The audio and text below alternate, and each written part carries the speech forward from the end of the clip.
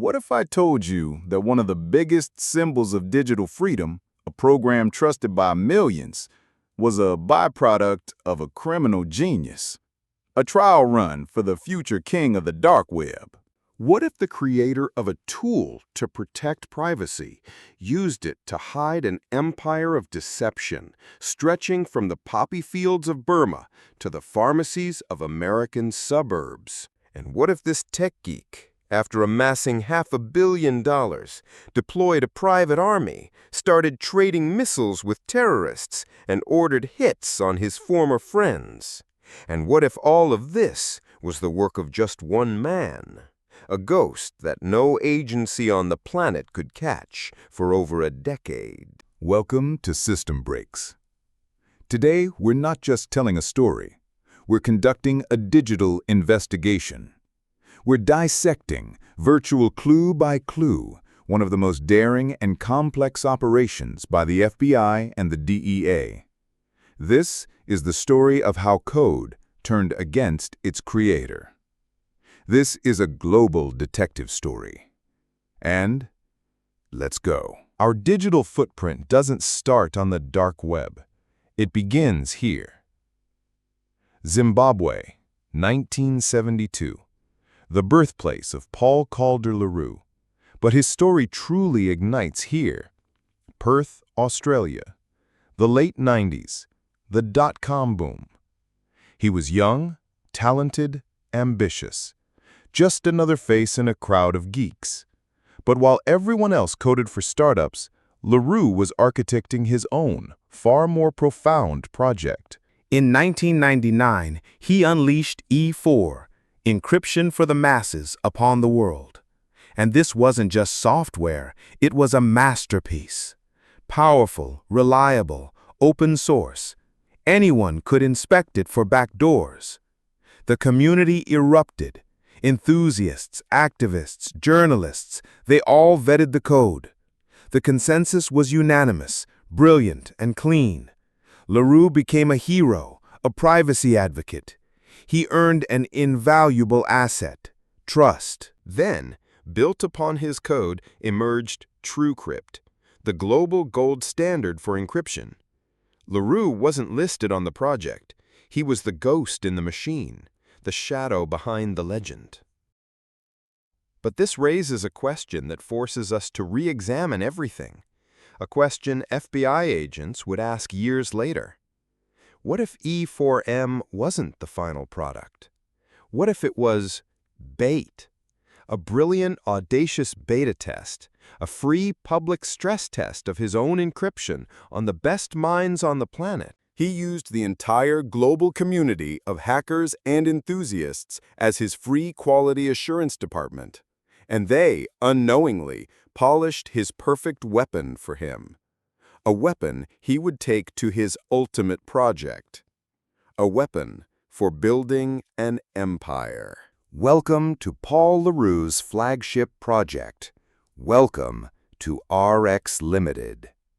This wasn't a website, this was a factory for turning clicks into cash, a massive, brazen, and deceptively simple scheme. Let's break it down piece by piece, just like the investigators did. It all started here. Block 1, the websites. Hundreds, maybe thousands of fly-by-night sites, aggressive marketing in spam emails and shady forums. The target? Customers in the US and Europe looking to buy Viagra, painkillers, or steroids without a prescription. Block 2. The call centers. An order didn't go to a pharmacy. It went here, to call centers in the Philippines and Israel. Dozens of operators who thought they worked for a legitimate company. Their job was to process the order, confirm shipping details. They were the first, but blind, line of defense. Block 3. The rogue doctors. Here's the core of the scam. Customer data went to American doctors. Le Roux paid them to rubber stamp virtual prescriptions. No exams, no questions, just collusion and a pure formality. Block 4. The pharmacies. The legalized prescription went to shipping pharmacies, mostly in Asia. They packaged and mailed the orders via regular post. To customs, it looked like a legitimate international medication transfer. And here's the genius of the scheme. Every link was isolated and believed itself to be legal. The sites just advertised, the operators just took orders, the doctors just signed papers, the pharmacies just shipped. No one saw the whole picture. Except for him.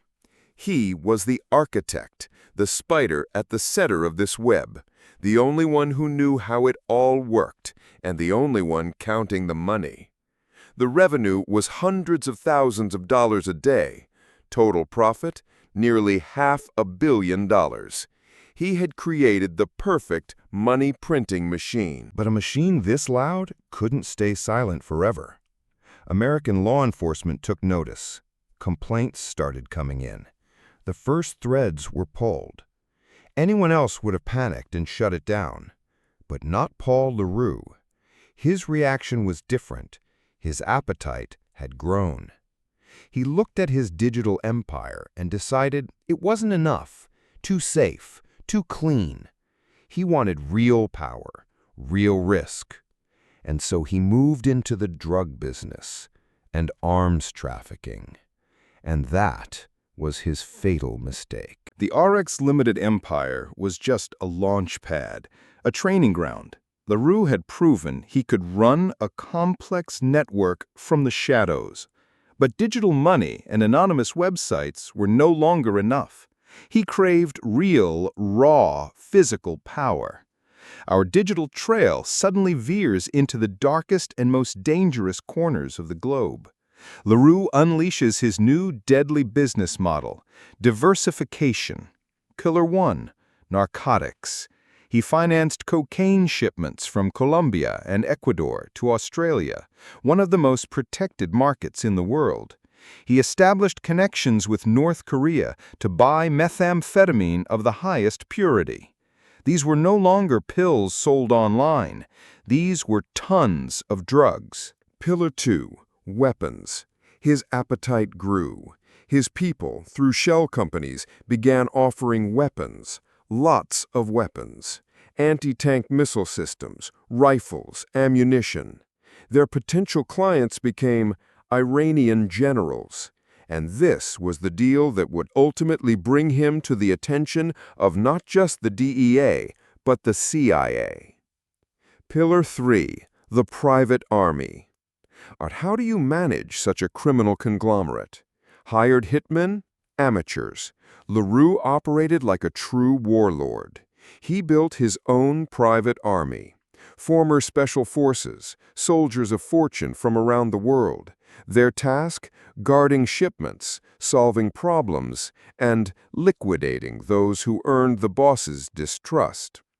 Le Roux became paranoid to the extreme. He gave orders to eliminate his own subordinates suspected of betrayal or theft. According to the investigation, at least 6 people were killed on his orders. He was no longer a programmer.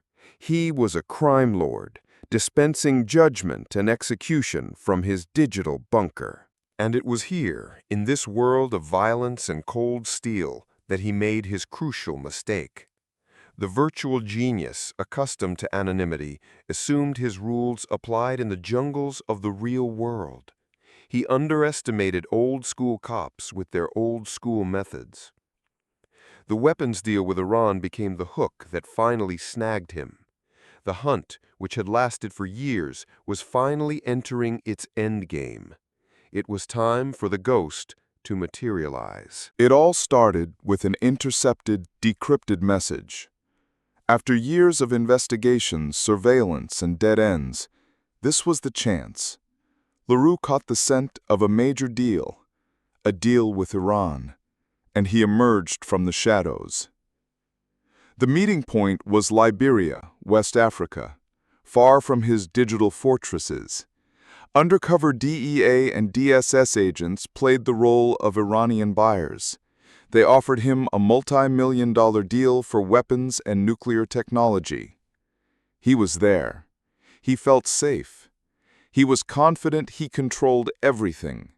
He negotiated, haggled like he was at a market. He didn't know every word was being recorded, every move was being tracked. The operation lasted for days. The agents played every step carefully, afraid to spook the world's most wanted ghost. And then, finally, the moment came. He was walking down a street in Monrovia. The takedown was swift, clinical. He was pressed against a car hood, his hands cuffed behind his back before he could even process it. It was over. Game over. The ghost had been materialized and captured. Paul Le Roux, the digital kingpin, was under arrest. The date was September 25th, 2012. He was extradited to the United States, facing life in a supermax prison. And here is where the final, incredible twist occurred. The criminal genius made his last, most genius deal. He flipped.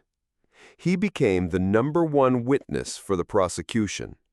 For years, he meticulously explained the architecture of his entire empire to investigators, like an architect reviewing blueprints. He gave up his accomplices, his hitmen, his corrupt officials, his money laundering schemes. Dozens of convictions followed across the globe thanks to his testimony. His information was priceless, and for this, he received his reward. Not a life sentence, just 20 years. He had outplayed everyone once again.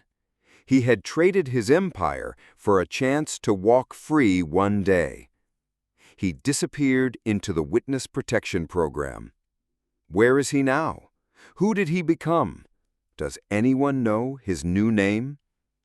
The story of Paul Le Roux ended where it began, in the shadows. So, what remains of him?